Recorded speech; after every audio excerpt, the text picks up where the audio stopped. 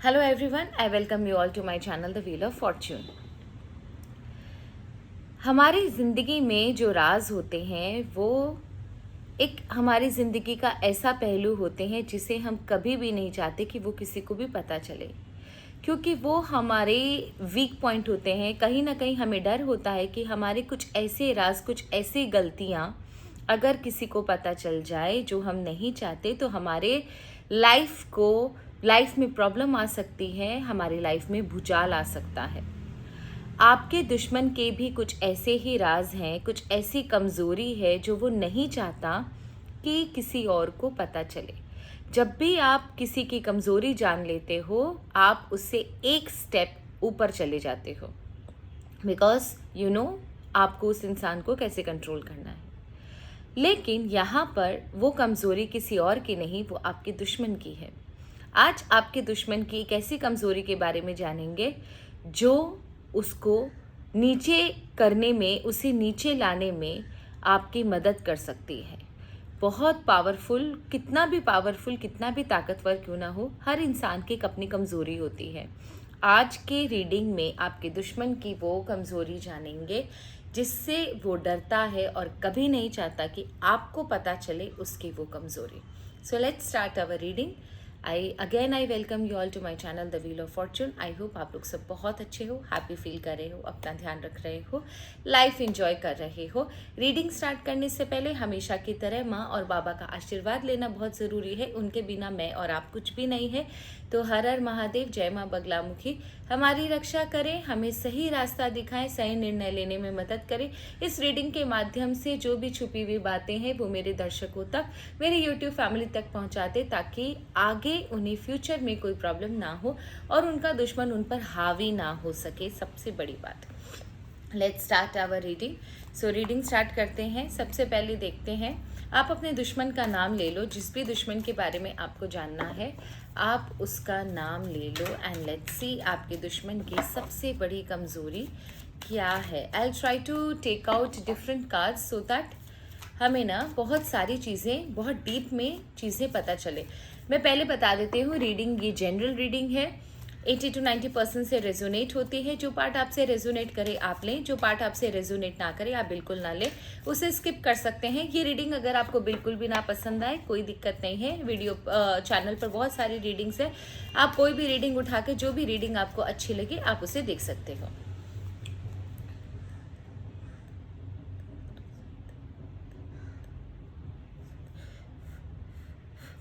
So let's start.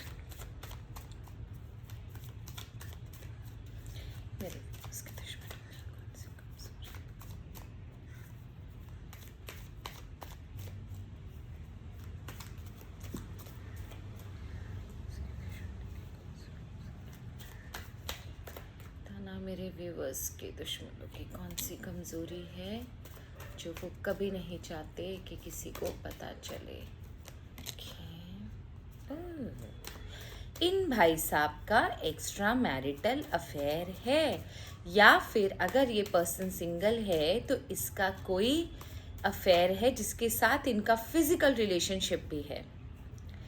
अब वो जो है वो रिलेशनशिप इनके लाइफ में प्रॉब्लम क्रिएट कर रहा है। Okay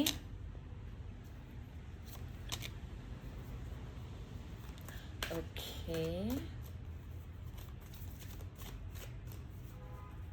wow. तो इतना कुछ हो रहा है और आपको कानो कान खबर नहीं है। ओके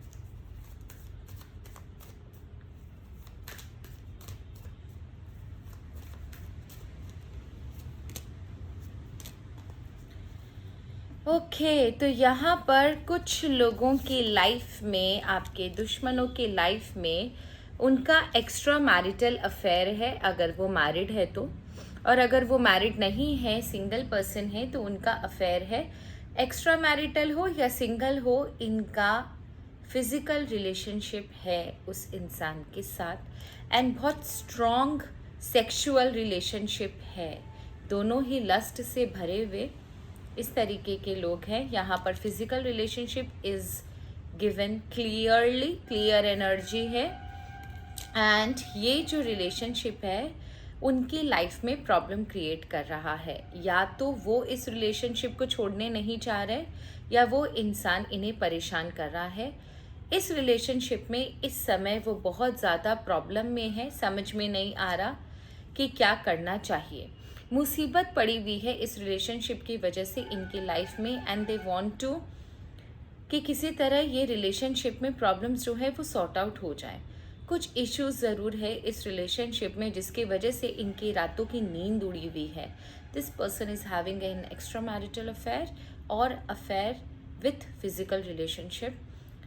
इस वजह से इनकी लाइफ में बहुत ज़्यादा प्रॉब्लम है। ये इतना इस रिलेशनशिप में ऐसा क्या हो गया जो इनको इतना प्रॉब्लम है। बहुत सारा गिफ्ट्स, बहुत सारी लग्जरीज वगैरह भी प्रोवाइड करी गई है आपके दुश्मन के द्वारा इस पर्सन को। ओके, बहुत सारी लग्जरीज, बहुत सारा wealth. My god, there is a chance that अगर वो लेडी है तो शी इज प्रेग्नेंट, और अगर आपकी दुश्मन लेडी है तो वो प्रेग्नेंट हो सकती है। समवेयर यहाँ पर कंसीविंग का कार्ड आया है।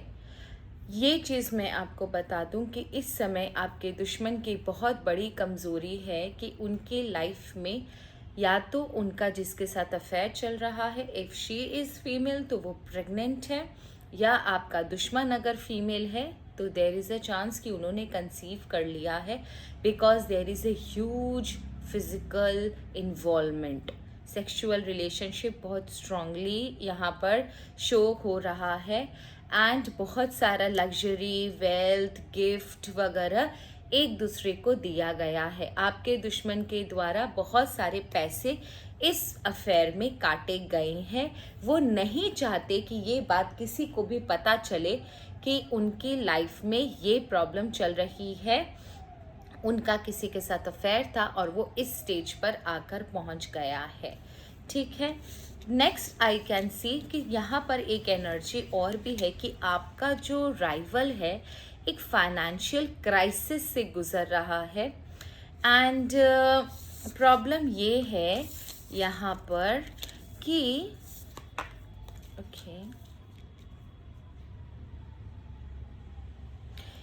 ओके, यहाँ पर इन्होंने ना समथिंग, कुछ फाइनेंस रिलेटेड कुछ इशू नज़र आ रहे हैं।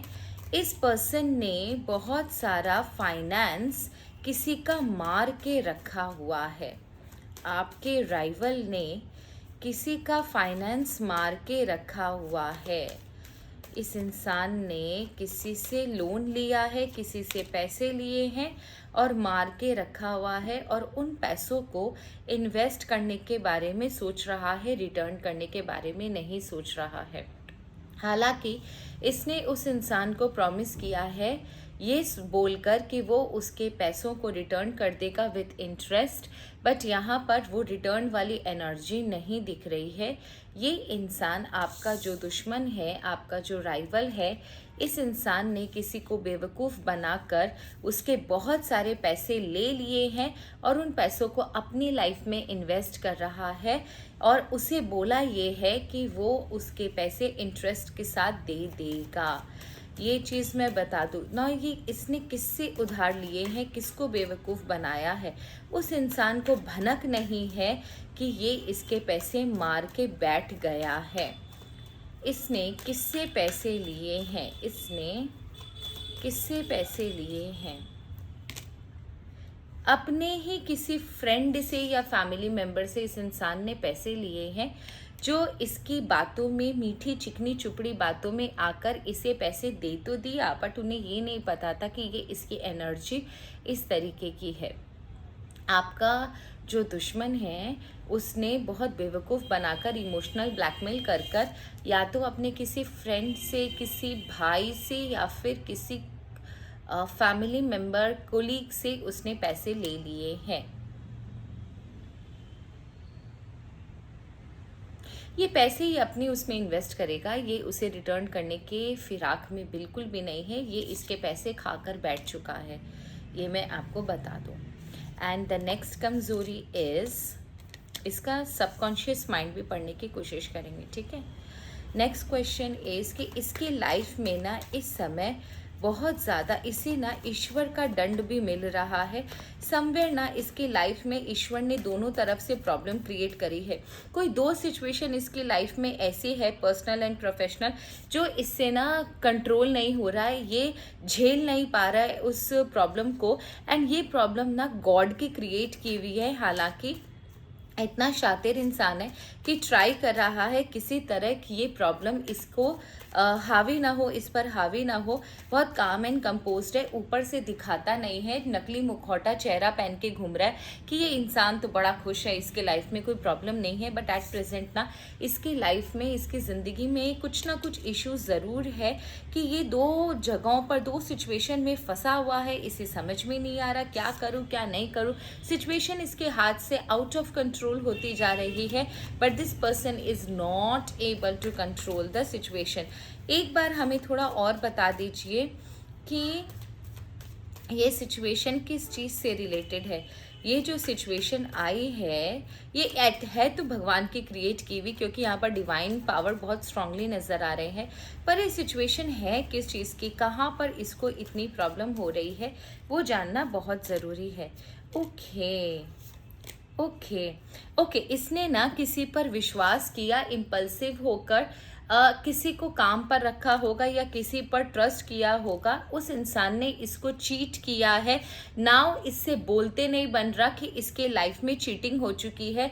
शेर को सवा शेर मिल गया, ये बहुत बड़ी बात है, क्योंकि इसने, आपके जो राइवल है, इसने भी पास्ट लाइफ में किसी के साथ 110% चीट किया था, जिसकी वजह से इसकी लाइफ में भी ना एक चीटर की एंट्री है, and he has been cheated by someone. इसकी लाइफ में ना किसी ने चीटिंग करी है, और एट प्रेजेंट इसके लाइफ में इतनी ज़्यादा प्रॉब्लम है, मैनेज नहीं कर पा रहा है कि क्या करूं क्या नहीं करूं। जिस चीटिंग की वजह से इसके लाइफ में बहुत प्रॉब्लम्स आ गई हैं, एक भूचाल सा आ गया है। So this is the reason कि इसके अंदर बहुत सारी बातें हैं, बट ये खुलकर बोल नहीं पा रहा, समझ नहीं पा रहा कि किसे बताए किसे ना बताए। लोग इसके ऊपर हंसेंगे, इसकी बातें बनाएंगे। दैट इज़ द रीज़न कि इसको ना अंदर ही अंदर बहुत ज़्यादा फ्रस्ट्रेशन है, बहुत ज़्यादा दुख है, और अपने आप को इतना ज़्यादा घमंडी समझता है कि इसे ऐसा लगता है कि अगर ये किसी को ये चीज़ें बताएगा तो लोग या तो विश्वास नहीं करेंगे या इसका मजाक बनाएंगे, इसे कमज़ोर समझेंगे, और ये नहीं चाहता कि इसके प्रेस्टीज को किसी की भी नज़र लगे, चोट लगे इसे। इसका ईगो ही इतना बड़ा है कि ये कभी भी अपनी हार स्वीकार ना करे। ये है इन लोगों का सबसे बड़ी कमज़ोरी। अब इनका सबकॉन्शियस माइंड रीड करते हैं। एट प्रेजेंट इनका सबकॉन्शियस माइंड क्या है, इनका सबकॉन्शियस माइंड रीड करने की कोशिश करते हैं, and let's see. Divine power हमें इनके सबकॉन्शियस माइंड के बारे में बताएं प्लीज़। डिवाइन पावर हमें इनके सबकॉन्शियस माइंड के बारे में बताएं। इनके दिमाग में सबकॉन्शियस फियर क्या है, इनका सबकॉन्शियस फियर, इन सारी चीज़ों को लेकर एट प्रेजेंट इनके सबकॉन्शियस माइंड में क्या चल रहा है। Okay, today for tomorrow. Okay, at present ना ये इंसान ना अपनी ही सिचुएशन से कॉम्प्रोमाइज़ करने की कोशिश कर रहा है, क्योंकि इसे पता है कि सिचुएशन थोड़ी सी आउट ऑफ कंट्रोल है। अगर इसने इस समय चिल्ला चिल्ली करी या बहुत कुछ शोर मचाने की कोशिश करी तो सारे लोगों को पता चल जाएगा कि इसके लाइफ में क्या प्रॉब्लम आई है, तो लोगों को पता ना चले, इसलिए इंसान ना चुपचाप बैठ के शांति से प्रॉब्लम का सल्यूशन ढूंढने की कोशिश कर रहा है। हालांकि एट प्रेजेंट ये काफ़ी कंफ्यूज है, समझ में नहीं आ रहा कि आज का इसका जो निर्णय है, कल इसके निर्णय का क्या परिणाम होगा, आज इसके निर्णय का अंजाम और इसका रिजल्ट कल इसे भोगना पड़ेगा। तो कोई भी डिसीजन लेने से पहले इसकी आत्मा कांप रही है, समझ में नहीं आ रहा क्या करे क्या ना करे। That is the reason this person is trying to remain calm, बहुत ज़्यादा काम एंड कंपोज रहने की कोशिश कर रहा है। चारों तरफ इसके लाइफ में प्रॉब्लम ज़रूर है, प्रॉब्लम्स मैंने आपको बता दी, कॉम्प्रोमाइज़ कर रहा है वो भी मैंने आपको बता दिया, क्या इसकी कमज़ोरी है, क्या ये चीज़ नहीं बताना चाहता वो भी मैंने आपको बता दिया। बट ये इंसान ना अपने अंदर के जज्बातों को अंदर सप्रेस करके चुपचाप रहने की कोशिश कर रहा है। बाहर से आप इसे देखोगे तो आपको ऐसा लगेगा नहीं बंदा तो बहुत खुश है, लेकिन एक्चुअल में ये इंसान काफ़ी ज़्यादा तकलीफ़ में है। इसे समझ में नहीं आ रहा क्या करूं क्या ना करूं, कैसी मुश्किल आई कोई तो बता दे इसका हल ओ मेरे भाई। ये वाली कंडीशन है, बड़ा चुपचाप बैठा है। देखो ये ना एक कर्मा का कार्ड है, आप देखोगे यहाँ पर ये एक कार्मिक कार्ड है। अगर आप किसी का बुरा करोगे, अगर आप किसी के ज़िंदगी में प्रॉब्लम क्रिएट करोगे तो ये आपके ज़िंदगी में भी होगा। कर्मा किसी को नहीं छोड़ता, karma will bite you in your ass, वो एक कहावत है ना। तो वही चीज़ है कि आप इन्होंने जिनकी लाइफ में प्रॉब्लम्स क्रिएट करी, लोगों को फंसाया, लोगों को चीट किया, तो इन्हें क्या लगता है कि ईश्वर इनको वो चीज़ें नहीं दिखाएंगे? क्यों भैया, ये क्या कोई दूध के धुले हुए हैं, या ईश्वर के बहुत ज़्यादा चहेते हैं कि कुछ भी कर लो ईश्वर इन्हें कुछ नहीं कहेगा? ऐसा कुछ नहीं होता। घमंड रावण का भी टूटा था, तो ये कौन सी खेत की मूली है? तो यहाँ पर इन्हें अपना ही कर्मा जो है वो मिरर की तरह इनके सामने आकर खड़ा हो गया है। एंड डेफिनेटली मंगल का साल है तो चीज़ें बहुत ज़्यादा एडवांस हो गई है। 8 नंबर इनके लाइफ में आया है, 5 नंबर इनके लाइफ में आया है। कम्युनिकेशन करना चाहते हैं लेकिन कम्युनिकेट कर नहीं पा रहे हैं। रीज़न बिहाइंड इस कि ये इंसान बहुत ज़्यादा कंफ्यूज्ड है इस समय। इसे ऐसा लग रहा है कि अगर मुंह से कोई बात निकली तो मोहल्ले भर को पता चल जाएगी कि इसके लाइफ में क्या प्रॉब्लम चल रही है। Unnecessary obstacles, problems and delays इनके लाइफ में हो रहे हैं, जिसकी वजह से और भी ज़्यादा ये फ्रस्ट्रेटेड है बट कांट स्पीक, मुंह पर ताला लगाकर बैठे हुए हैं। एनवियस ग्लूटोनी, इसका मतलब ये होता है कि इस इंसान को ना अंदर ही अंदर ना आज भी बोलते ना रस्सी जल गई बल नहीं गया, वो वाली कहानी है। अंदर ही अंदर जैसे बोलते ना घुटना और फ्रस्ट्रेट होना, आज भी आपकी खुशी को या इस जो एनर्जी मैं इस इंसान की देख रही हूँ ये हर थर्ड पर्सन के साथ ऐसा ही है, क्योंकि ये किसी को खुश नहीं देख सकता। अंदर ही अंदर ना जो इसकी एनवी जो फीलिंग्स है, जो दूसरों के प्रति जलन है, जो गुस्सा है, जो घृणा है, आज वही घृणा गुस्सा इसे अंदर से खाए जा रही है। एंड ये इंसान अपने ही कर्मों का भोग रहा है। ये इसने जैसा बीज बोया वैसा ही इसका पेड़ उगा और वैसा ही ये फल काट रहा है। आज जो इसके लाइफ में जो भी प्रॉब्लम्स है वो उसकी खुद की क्रिएट की हुई है, इसकी खुद का ही करनी भोग रहा है। एंड जिसे बोले ना पछतावा यहाँ पर बिल्कुल भी नहीं है। पछतावा सिर्फ इस चीज़ का है कि भैया इसकी लाइफ में ऐसे कैसे हो गया, ये तो बहुत बड़ा शहंशाह। अगर ये इंसान की एनर्जी ऐसी, इससे अगर जाकर पूछो ना भैया तुम्हारी तारीफ, तो ये अपने आप को इतना बड़ा चढ़ाकर बताएगा जैसे कि बहुत बड़ा शातिर इंसान है। मैं कौन, मैं खामोखा, वो वाली कहानी है। तो ये अपने ही करतूतों का दंड जो है वो भोग रहा है। कार्मिक साइकिल यहाँ पर बहुत क्लियर है। मैंने दोनों डेक को देखा, कर्मा बहुत ज़्यादा क्लियर आया था। एंड लेट्स सी कि इनकी लाइफ में सबसे प्रॉब्लमेटिक पीरियड इस समय क्या है, जहां पर आप चाहो तो इनके ऊपर हावी हो सकते हो। ठीक है, ओके। सबसे भारी समय इनका कौन सा जाएगा?